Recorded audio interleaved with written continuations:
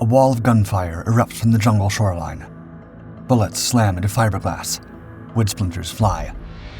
The roar of twin diesel engines drowns out shouted commands as two 31-foot patrol boats slice through the brown Vietnamese water at 30 knots. This is the Mekong Delta, 1966, and the pure overwhelming power of the U.S. Navy is just too big to fit here. The Navy's solution is supposed to be the Patrol Boat Riverine. Fast, agile, heavily armed.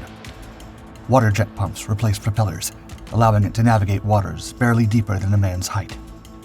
But now, two American PBRs round a river bend to find 50 enemy boats packed with AK-47s surrounding them in a perfectly orchestrated trap.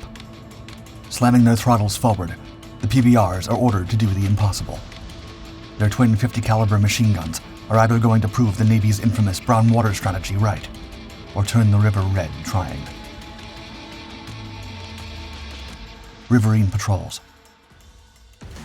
In the early months of the Vietnam War, the U.S. Army and Marine Corps quickly realized the importance of controlling the rivers that connected North and South Vietnam. These waterways allowed the North Vietnamese Army and the Viet Cong to move supplies, troops, and weapons undetected by American forces. Vessels ranging from simple sampans to larger junk boats were used to transport contraband, with local smugglers often aiding the enemy. In response, the U.S. Navy introduced the Brown Water Navy in December 1965. This specialized force, which included the River Patrol Force and the Mobile Riverine Force, was tasked with disrupting enemy supply lines along the rivers. The U.S. Navy began to design and deploy the Patrol Boat Riverine, or PBR, a vessel tailored to combat in the narrow, treacherous waterways of Vietnam. The PBRs were equipped with offensive armament, including a twin 50 caliber machine gun in a forward turret, a single 50 caliber MG aft, a 40mm grenade launcher, and an M60 machine gun on the port and starboard amidships, providing a devastating combination of sustained fire, armor-piercing capability, and high explosive fragmentation for engaging enemy forces at close range. The 31-foot fiberglass hull, though vulnerable to RPG shrapnel, was protected by armor plates around the engines and the coxswain's flat. The lightweight fiberglass construction allowed for high speed and agility, but it offered little resistance to direct fire, making maneuverability and suppressive fire essential for survival. Displacing 14,600 pounds, the PBR was powered by two General Motors 220 horsepower diesel engines and two Jacuzzi water jet pumps, achieving speeds over 30 knots. This system gave the PBR exceptional maneuverability in shallow waters and reduced the risk of damage from underwater obstacles. However, jet pumps were less efficient than propellers in open water, resulting in reduced top-end speed and power in deeper river channels or coastal operations. It also featured a Raytheon Pathfinder radar, capable of detecting vessels and obstacles in poor visibility, giving PBR crews a crucial edge in navigating the winding, cluttered rivers. But the system had limitations in dense jungle environments, where foliage and terrain could create blind spots. The two AN/BRC-46 radios ensured reliable communications with other patrol boats and command units, a vital advantage in coordinating ambushes and calling for support. In contrast, the Viet Cong and North Vietnamese forces often relied on low-tech methods, such as couriers, hidden observation posts, and civilian boats blending into river traffic, making them difficult to track despite the PBR's advanced equipment. With these advanced systems enhancing the PBR's capabilities, the U.S. Navy's riverine forces were uniquely equipped to dominate the waterways. The mission. In the heart of the Mekong Delta, near Mai Tho, Vietnam, the jungle was thick and oppressive, the air saturated with moisture from the monsoon rains. The rivers twisted through dense vegetation and narrow inlets, creating a labyrinthine network that provided the Viet Cong with perfect cover to move supplies and fighters undetected. In this treacherous terrain, the Patrol Boat Riverine became the U.S. Navy's primary weapon to counter the jungle-entrenched VC threat. Petty Officer First Class James Williams was in command of PBR 105. His four-man crew carried M16s, shotguns, M79 grenade launchers, and a 60mm mortar. They also had a Starlight device, a night vision scope that amplified ambient light by up to 50,000 times, allowing the crew to detect enemy movements in low light conditions. Though it had a limited range, and was less effective in complete darkness. Williams' second crew aboard PBR 107, operating in tandem, shared the same firepower, but the pair of boats were vulnerable, well armed, but lightly armored. The mission was straightforward: patrol the riverways, intercept enemy movements, and disrupt any Viet Cong supply operations. PBRs were ideal for this task, but there were risks. They were isolated on the water, exposed to enemy fire from all directions, with little room for maneuvering in the narrow channels. The dense, dark waterways of the Mekong Delta offered cover for the Viet Cong, making ambushes unpredictable. The constant threat of attack and the isolation of river patrols took a psychological toll. Knowing the enemy could appear and disappear at will, the crews were always on edge, constantly battling the stress of never knowing when or where the next ambush would come from. On October 31st, 1966, as the pair of PBRs moved into the river's main artery, Williams kept a sharp lookout. Suddenly, a small shape emerged on the water ahead. A sampan, low and quiet, moved swiftly across the surface. These were small, flat-bottomed boats commonly used in Southeast Asia for transportation or fishing in shallow waters. But during the Vietnam War, they became a common tool for the Viet Cong to transport supplies, weapons, and fighters unnoticed, often blending into the environment to evade detection. The ambush. The burst of enemy fire came unexpectedly. A cloud of splinters erupted from the side of PBR 105 as rounds struck the boat's hull. The crew reacted instantly. Machine guns roared to life, the .50 caliber M2s churning the air. Tracers lit up the night sky as they sliced through the sampan, tearing into its fragile wooden frame. Within seconds, the enemy boat was disabled. The crew of PBR 105 adjusted their aim, raking the second sampan, which immediately attempted to retreat. Williams saw the enemy vessel veering off, making a break for the smaller river inlet up ahead. Without hesitation, he barked an order to follow. The throttle pushed forward, and the two boats surged ahead, cutting through the water in pursuit. The narrow inlet loomed, a choke point that could either provide an easy escape for the enemy or a perfect trap for the PBRs. But then, as PBR 105 and 107 entered the inlet, the dense jungle bordering the water concealed the enemy. Within seconds, the first rounds came at them from concealed positions along both banks. AK-47 spat fire from the underbrush. RPKs joined in, their long bursts filling the air with a menacing rhythm. The boat's speed and agility were their greatest assets, but in such a narrow passage, they were at a disadvantage. The PBRs were caught in the open, with little cover from the thick jungle. Williams shouted to break left, though his voice was barely audible over the roar of the engines and the gunfire.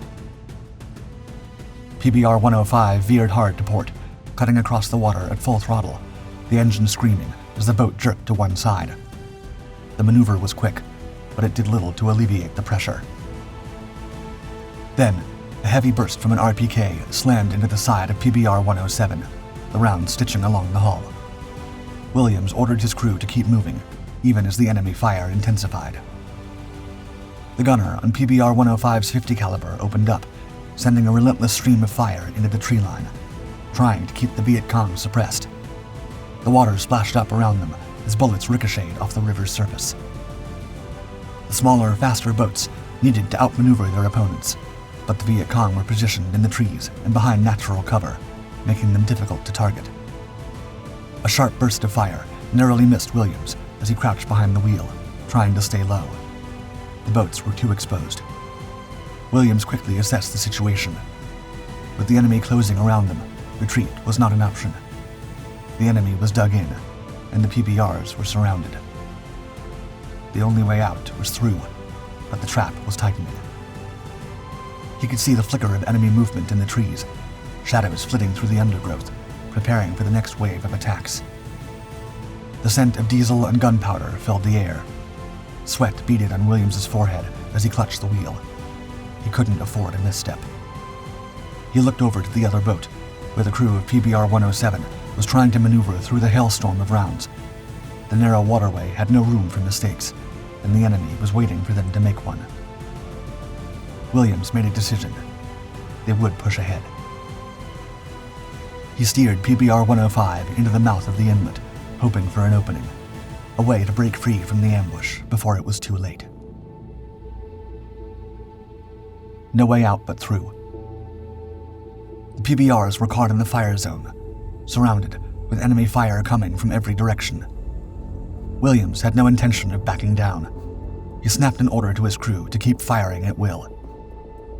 The .50 caliber round shredded the undergrowth along the riverbank as the crew laid down suppressive fire. They needed to create space to push through the hail of bullets and make a break for it. Then, just as the pressure seemed overwhelming, two large enemy junks, much larger and sturdier than the typical sampan, emerged from behind the cover of the trees. The junks flanked the PBRs, moving with calculated precision.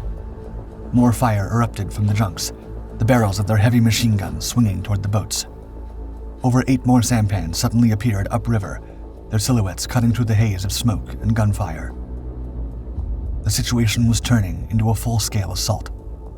Williams knew the time for defensive maneuvers had passed. He motioned for his gunners to fire on the incoming boats. The .50 caliber rounds tore into the enemy craft, splintering wood and sending soldiers diving for cover. But there was still no place for the PBRs to hide. The enemy's numbers were too great, their boats too numerous. Williams darted across the PBR, disregarding his own safety, to point at the vessels threatening their escape and directing mortar fire at enemy soldiers on the riverbanks. Then, with a quick motion, he ordered the grenade launcher to engage. Shells arced through the air, exploding in flashes of light as they struck enemy positions. Williams yelled over the roar of gunfire to break through the enemy line. They would punch their way out. He hit the throttle, pushing PBR-105 forward at maximum speed. The boat surged through the water, plowing into the nearest sampan. The collision sent enemy soldiers sprawling into the water, their boats disintegrating under the impact. The PBR's .50 caliber gunners fired relentlessly, cutting through the debris and enemy fighters as they tried to scramble into the river. They were still in the fire zone, surrounded, but now they were charging through, no matter the cost. The second wave. Just when it seemed the PBRs had gained some ground, the true extent of the enemy's numbers became clear. Over 50 more enemy sampans appeared on the horizon, emerging from hidden creeks and waterways to form a trap around the PBRs. The situation had gone from bad to worse. The PBRs were now fully surrounded, with no clear way out. The crew was fighting hard, but the constant barrage of incoming rounds and the overwhelming numbers of the enemy were beginning to take their toll. Viet Cong fighters on the shore opened fire with RPGs, their warheads slicing toward the boats. One of the rockets slammed into PBR-105, detonating near the stern. The explosion rocked the boat, sending a shockwave through the crew. Shrapnel rained down on the hull, some of it tearing into the fiberglass and leaving jagged holes. The blast left Williams momentarily stunned, but the adrenaline quickly snapped him back into focus. His boat was still operational, and they weren't done yet.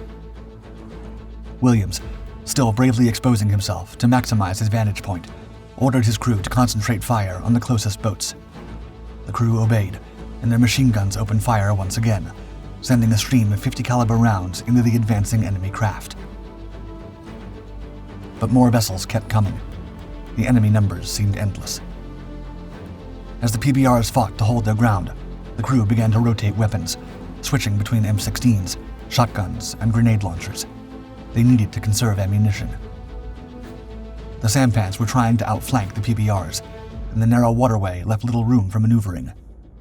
The PBRs were forced to zigzag through the incoming fire, attempting to dodge RPG shots and gunfire. But the pressure mounted as the PBRs were hemmed in from every direction. Williams knew they couldn't keep this up much longer. The crew was exhausted, ammunition was dwindling, and the enemy's reinforcements were showing no signs of stopping. They needed support, fast. Williams grabbed the radio handset and sent a quick transmission, requesting air cover helicopter support. The response came in almost immediately. Air support was en route. For now, all they could do was keep pushing, keep fighting. Relief from above. The distant roar of helicopters echoed through the dense air of the Mekong Delta. Soon, the unmistakable silhouettes of UH-1B Hueys appeared, cutting through the haze and heading straight toward the river. The sound of their rotors was deafening as they closed in on the battle, ready for action. The Hueys were armed with M60 machine guns mounted on the side and rocket pods that could unleash a storm of firepower on the enemy. Their arrival marked a turning point in the fight. The helicopters banked sharply, coming into position just above the water. Without missing a beat, they opened up, their M60s spitting out a steady stream of bullets, hammering into the enemy positions along the banks. Explosions from the rocket pods rocked the riverbanks, sending plumes of dirt and debris into the air. The Hueys were everywhere, diving and banking to avoid incoming fire, keeping the Viet Cong pinned down as they attempted to regroup along the shore. The pressure on the PBRs eased for the first time since the ambush had started. Williams knew this was their chance. The air support was overwhelming, and the enemy's attention was now split. Taking advantage of the confusion, Williams barked out orders to his crew to keep moving and eliminate all remaining enemy boats. The PBRs surged forward. The coordinated attack between the Hueys and the PBRs was devastating. The Hueys suppressed the enemy positions along the riverbanks, drawing fire away from the boats and allowing the gunners to focus on the remaining enemy boats. Williams ordered the machine gunners to target any remaining sampans, cutting them apart with accurate bursts of .50 caliber fire. The rounds shredded through the wooden boats, sending soldiers leaping overboard into the water. As the helicopters continued their assault, the PBRs exploited the momentary lull in the fire. The enemy was scattering, some fleeing toward the dense mangroves along the banks, others trying to regroup further upriver.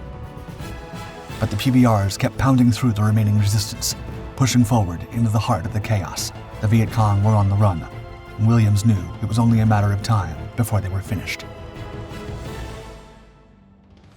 The final push.